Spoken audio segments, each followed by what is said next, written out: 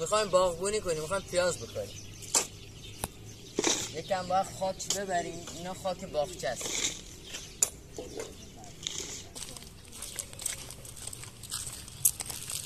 خاکا رو میریزیم اینجا.